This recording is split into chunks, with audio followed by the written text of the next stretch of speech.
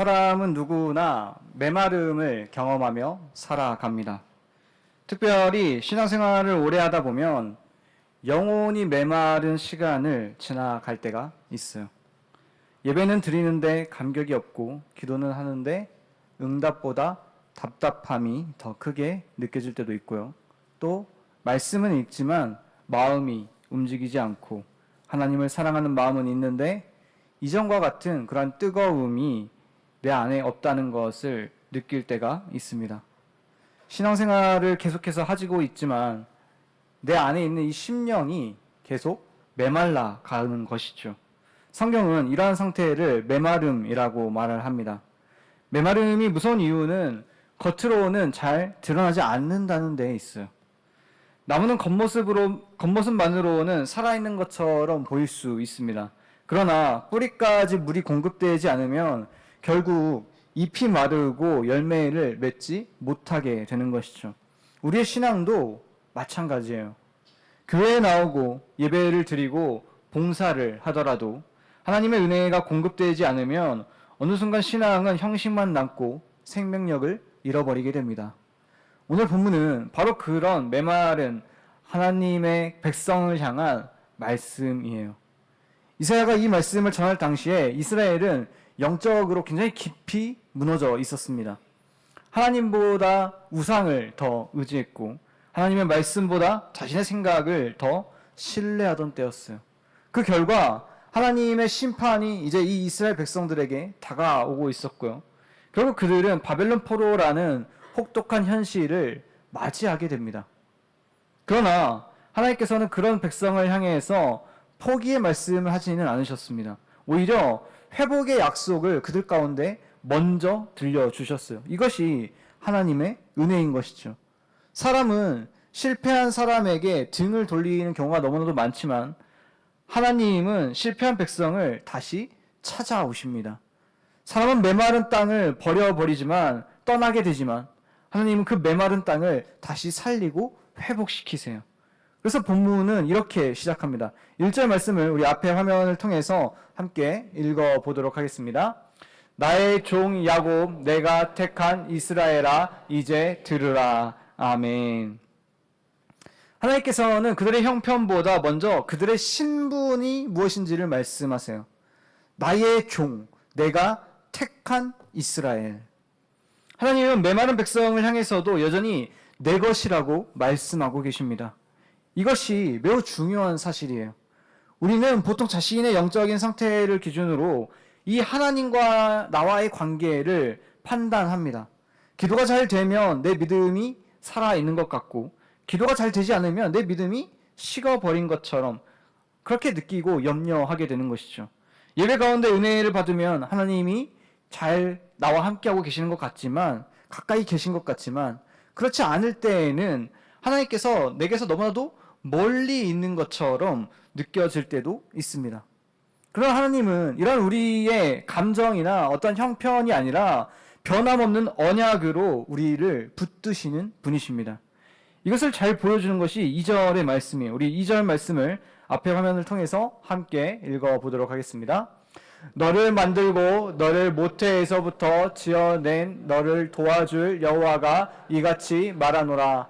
나의 종 야곱 내가 택한 여수르나 두려워하지 말라. 아멘.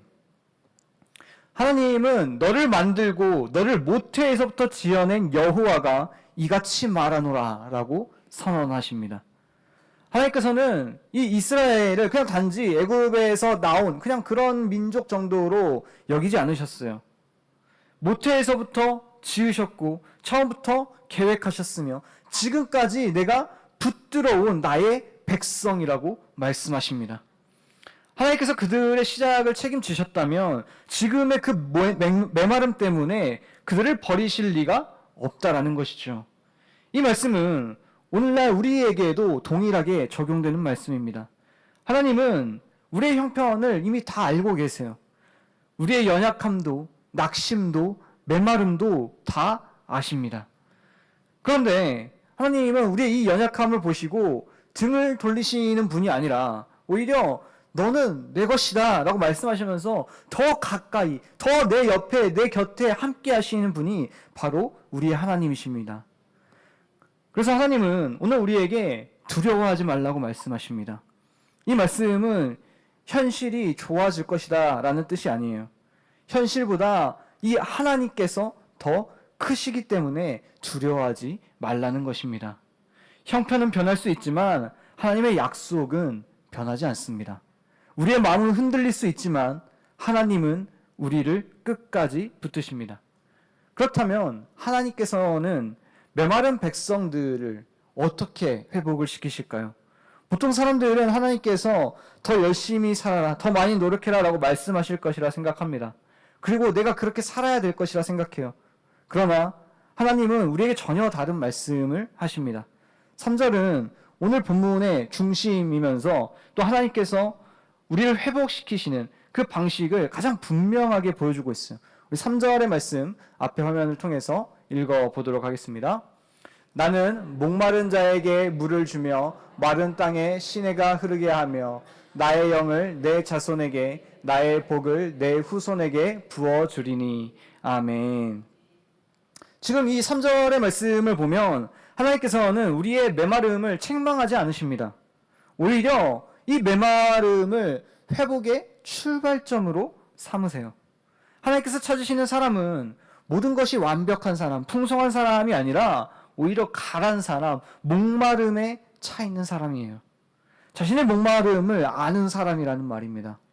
자신의 그 힘으로는 살아갈 수 없는, 그것을 인정하고 하나님께 나아가는 사람이 바로 그런 사람인 것이죠. 여러분, 갈증은 약함의 표시이기도 하지만 동시에 생명의 표시이기도 합니다. 무슨 소리냐면 죽은 사람은, 이미 죽어버린 사람은 목마르지 않습니다. 살아있기 때문에 내가 목이 마른 것이죠. 여러분, 그렇지 않습니까? 하나님을 향한 갈망이 있다라는 것, 내가 아직 하나님을 향한 목마름이 있다라는 것은 아직 우리의 심령이, 나의 심령이 지금 살아있다라는 증거입니다. 그래서 하나님은 가란 자를 외면하지 않으십니다. 오히려 내가 물을 주겠다라고 약속하세요. 이어서 하나님은 마른 땅에 시내가 흐르게 하겠다라고 말씀하셨습니다. 여러분, 한번 생각해 보십시오. 메마른 땅은 스스로 물을 만들어낼 수가 없습니다. 아무리 애써도 그 땅 자체에서는 생명이 나올 수가 없어요. 반드시 하늘에서 물이 공급되어야 하는 것이죠. 이것이 하나님께서 우리에게 보여주시는 은혜의 원리입니다. 그러나 우리의 모습은 어떻습니까? 메마름을 경험하면 우리는 자신도 모르게 회복의 방법을 자기 안에서 찾으려고 합니다. 내 안에서 찾으려고 해요. 내가 더 열심히 기도해야 하나? 내가 말씀을 더 읽으면 되는 걸까? 내가 더 교회에서 열심히 봉사하고 헌신하면 되나? 물론 그런 노력과 결단들이 필요하죠. 중요합니다. 그러나 그런 결단만으로, 그런 행위만으로 이 메마른 심령이 살아나는 것은 결코 아닙니다. 결심은 우리의 방향을 바꿀 수는 있어도 생명을 만들어내지는 못한다라는 거예요. 메마른 땅에 필요한 것은 더 많은 노력보다 하늘에서 내리는 그 비 한 방울입니다. 마찬가지로 우리의 심령에도 가장 필요한 것은 더 강한 의지가 아니라, 그런 나의 노력이 아니라 하나님께서 부어주시는 은혜인 줄 믿습니다. 그래서 하나님은 물을 말씀하신 직후에 곧바로 그 물이 무엇인지를 설명을 하고 계세요. 나의 영을 내 자손에게 부어주리니. 이것이 오늘 본문이 우리에게 말하고자 하는 가장 중요한 선언입니다. 하나님께서 메마름을 넘어서게 하시는 방법은 다른 어떠한 것이 아니에요. 우리에게 성령을 부어주시는 것입니다. 하나님은 우리에게 새로운 방법을 주시기보다 새로운 생명을 주기를 원하세요. 성령은 우리의 부족함을 잠시 덮어주시는 그런 분이 아니라 메마른 심령을 그 근원에서부터 다시 살아나게 하시는 분이십니다. 그러므로 신앙의 회복은 언제나 이 성령으로부터 시작되는 거예요. 우리의 열심이 은혜를 만드는 것이 아니라 하나님의 은혜가 우리의 이 열심을 오히려 살아나게 하는 것이죠. 하나님께서 성령을 부어주시면 가장 먼저 변화되는 것은 환경이 아니라 사람입니다. 우리는 환경이 바뀌는 것을 회복이라고 생각할 수 있지만 하나님은 우리의 중심을 먼저 새롭게 하세요. 그래서 같은 환경 속에서도 하나님을 바라보는 그 눈이 달라지고요. 원망하던 사람이 감사를 하게 되고 두려움에 사로잡혀 있던 사람이 다시 하나님을 신뢰하게 됩니다. 이것이 성령께서 이루시는 회복의 능력이에요. 하나님은 우리의 상황보다 우리의 중심을 먼저 새롭게 하십니다. 이어서 하나님은 이 물을 주겠다라고만 말씀하지 않으셨어요. 하나님께서는 시내가 흐르게 하겠다라고 말씀을 하셨죠. 여러분, 시내는 잠시 고여있는 물이 아니라 끊임없이 흘러가는 물입니다. 하나님께서 주시는 은혜도 역시도 마찬가지예요. 그냥 순간의 감동으로, 한순간 잠깐의 은혜로 끝나는 것이 아니라 계속해서 우리의 심령을 살리고 그 믿음을 자라게 하는 생명의 공급이 되는 것이죠. 성령께서는 한순간 우리의 마음을 그냥 뜨겁게 하시는 분이 아니라 날마다 우리의 심령을 적시고 믿음을 자라게 하며 하나님과 동행하는 삶을 살게 하시는 분이십니다. 하나님의 은혜가 계속 공급되어야 우리의 신앙도 계속 살아있을 수 있는 거예요. 바로 이것이 하나님께서 우리에게 부어주시는 신앙의 원리입니다. 우리는 흔히 신앙을 버티는 것으로 많이 표현을 하죠. 버티는 싸움이라고 이야기를 합니다. 흔들리지 않으려고 애를 쓰고 넘어지지 않으려고 힘을 씁니다. 그러나 하나님께서 원하시는 것은 버티는 신앙이 아니라 공급받는 신앙이에요. 물이 끊기면 강도 마르고 나무도 시들게 됩니다. 마찬가지로 하나님의 은혜가 끊기게 되면 우리의 신앙도 아무리 열심히 내가 버티고 노력을 한다고 할지라도 결국 메마를 수밖에 없게 되는 거예요. 신앙은 얼마나 강한 사람이냐, 내가 얼마나 잘 버티냐 보다 하나님으로부터 얼마나 이 공급을 잘 받고 있느냐가 중요한 것입니다. 그래서 하나님은 성령을 부어주신다라고 표현을 하세요. 이 표현이 정말 중요합니다. 성령은 그냥 우리가 조금 나누어 주시는 것을 받는 그런 것이 아니라 말 그대로 우리에게 필요한 은혜를 부어주시는 분이십니다. 차고 넘치게 주는 분이세요. 하나님은 인색하게 은혜를 베푸시는 분이 결코 아닙니다. 넘치도록 베푸시는 분이라는 말입니다. 마른 땅을 적실 만큼 그 마른 땅이 적셔진 것을 끝나지 아니하고 시내가 흐를 만큼 생명이 다시 살아날 만큼 부어주시는 분이십니다. 이것이 하나님의 성품이에요. 하나님은 우리의 필요를 아시는 정도가 아니라 그 필요를 내 생각보다 내 필요보다 더 넉넉하게 채우시는 분이십니다. 이렇게 성령께서 부어지면 반드시 나타나는 열매가 우리의 삶 가운데 있어요. 4절 말씀을 우리 앞에 화면을 통해서 함께 읽어보도록 하겠습니다. 그들이 풀 가운데에서 솟아나기를 시냇가에 버들같이 할 것이라. 아멘. 여러분, 메마른 땅에 물이 이렇게 흐르기 시작하면 가장 먼저 나타나는 것이 무엇일까요? 바로 생명입니다. 이전에는 아무것도 잘하지 못했던 완전히 사망의 그 음침한 골짜기와 같던 그곳에서 이제 새싹이 돋아나고 푸른 잎이 자라나며 열매를 이제 기대할 수 있는 그런 땅으로 변화하게 되는 것이죠. 여기서 하나님은 회복된 성도의 모습을 시냇가의 버들로 비유하세요. 버드나무가 푸른 이유는 스스로가 강해서가 아닙니다. 끊임없이 이 물을 공급받기 때문이에요. 시냇가에 심겨져 있기 때문에, 시냇가에 있었기 때문에 그 물을 계속해서 공급받는다는 말입니다. 여러분, 성도의 삶도 이와 같습니다. 우리의 능력은 우리 안에 있는 것이 아니라 하나님께로부터 나오는 것이죠. 성령의 은혜가 계속 공급될 때 믿음도 자라고 사랑도 자라며 삶에도 열매가 맺히게 되는 것입니다. 우리가 주목해야 할 것은 버드나무가 스스로 애써서 푸르게 된 것이 아니라는 거예요. 버드나무의 비결은 자신의 그 힘이 아니라, 능력이 아니라 시냇가에 있다는 것입니다. 마찬가지로 성도의 능력도 자신에게 있지 않습니다. 하나님 안에 거하고 성령의 그 능력을 공급받는 데 있다는 것이죠. 예수님께서도 나는 포도나무요 너희는 가지라 라고 말씀하시면서 내 안에 거하라 라고 말씀하셨습니다. 가지가 스스로 열매를 맺을 수 없듯이 성도도 이 하나님의 생명이 공급되지 않는다면 참된 열매를 맺을 수 없습니다. 이것이 하나님께서 말씀하시는 회복의 원리예요. 회복은 그냥 단순히 예전의 그 상태를 내가 되찾는다라는 그런 의미가 아닙니다. 하나님의 생명이 내 안에서 다시 흐르기 시작하는 거예요. 기도가 의무가 아니라 기쁨이 되고, 예배가 습관이 아니라 감격이 되며, 말씀이 지식이 아니라 생명이 되는 것입니다. 이전에는 억지로 참고 견디던 사람이 이제는 하나님을 신뢰하면서 그 걸음걸음을 기쁘게 걸어가는 거예요. 이것이 성령께서 만들어 가시는 우리의 삶의 모습입니다. 그래서 우리는 메마름을 두려워하기보다 이 은혜의 공급이 끊어지는 것을 사실 더 두려워해야 합니다. 신앙의 위기는 그냥 한순간의 실패 가운데에서 오는 것이 아니라 바로 이러한 하나님으로부터 멀어지는 것, 그래서 그 공급이 끊어지는 것에서부터 찾아오는 거예요.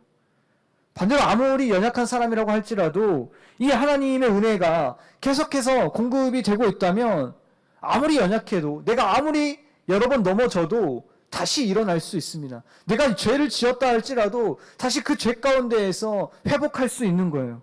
하나님의 생명은 우리의 연약함보다 더 크고, 하나님의 성령은 우리의 메마름보다 더 강하기 때문입니다. 마지막으로 5절 말씀을 우리 함께 읽어보도록 하겠습니다. 한 사람은 이르기를 나는 여호와께 속하였다 할 것이며, 또 한 사람은 야곱의 이름으로 자기를 부를 것이며, 또 다른 사람은 자기가 여호와께 속하였음을 그의 손으로 기록하고 이스라엘의 이름으로 존귀 여김을 받으리라. 아멘.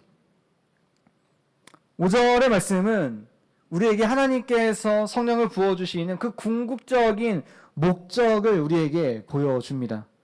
여기에서 지금 보면 세 부류의 사람들이 등장을 하지만 사실 이 세 사람이 하는 말은 모두 똑같아요. 하나입니다. 나는 여호와께 속한 사람입니다. 표현은 조금씩 다르지만 그들의 고백은 똑같다라는 것이죠.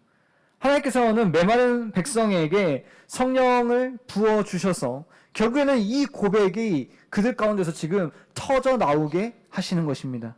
이것이 오늘 본문의 마지막이자 절정에 해당하는 모습이에요.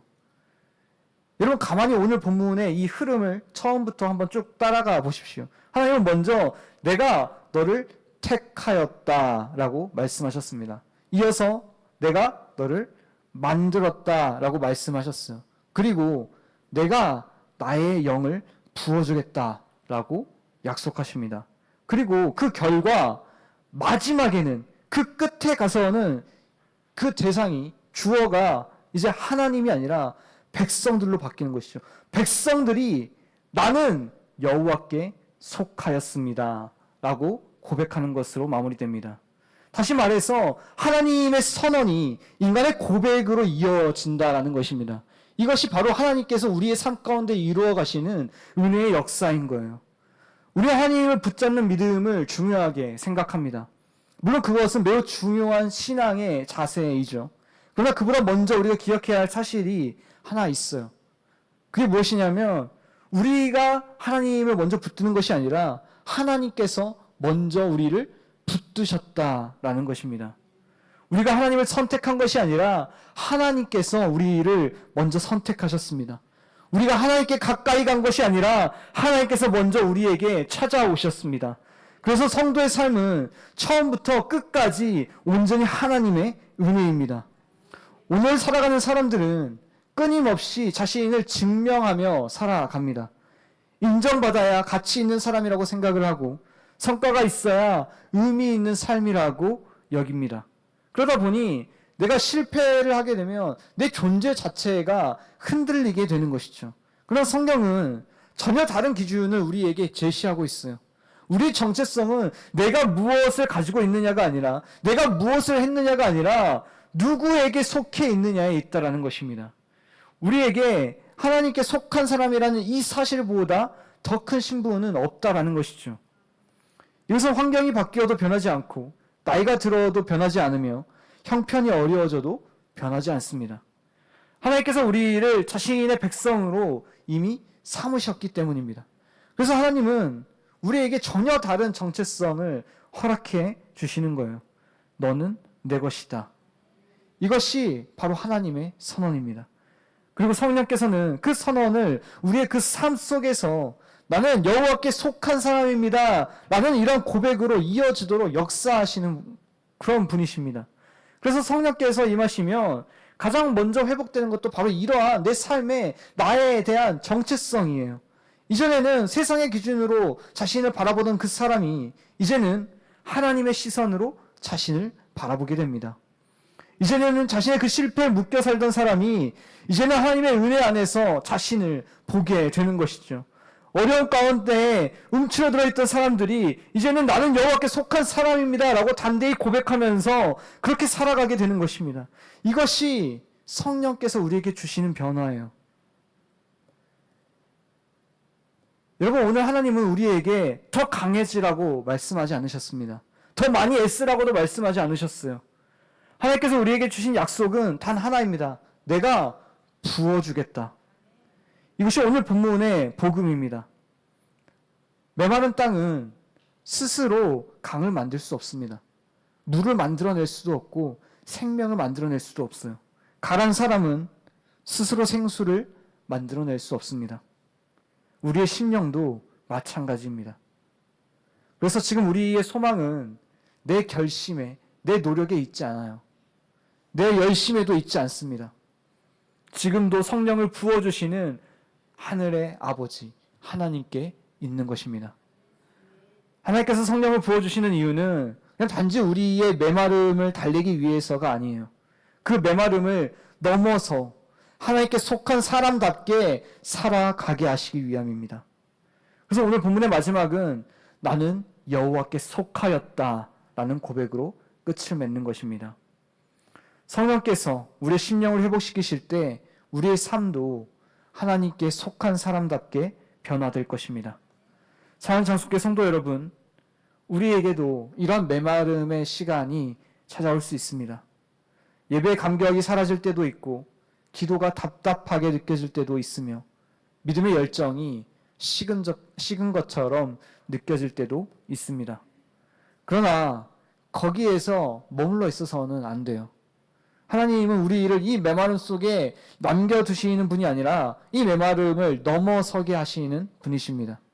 그래서 메마름을 넘어서게 하는 그 힘은 결국 우리의 결심이 아니라 하나님께서 부어주시는 성령의 은혜로 시작된다라는 것이죠. 그 은혜가 우리의 심령을 다시 살리고 우리의 믿음을 다시 일으키며 우리의 삶을 다시금 주님께로 하나님께 속한 사람답게 그렇게 세워갈 것입니다. 오늘도 가란 자에게 물을 주시고 마른 땅에 시내가 흐르게 하시며 성령을 부어주시는 하나님을 바라보십시오. 오늘도 가란 자에게 물을 주시고 마른 땅에 시내가 흐르게 하시는 그 하나님께서 우리의 심령에도 성령의 은혜를 풍성히 부어주실 줄 믿습니다. 그 은혜로 메마름을 넘어서 하나님께 속한 사람답게 살아가는 저와 여러분 모두가 되시기를 주님의 이름으로 간절히 소망하며 축복합니다.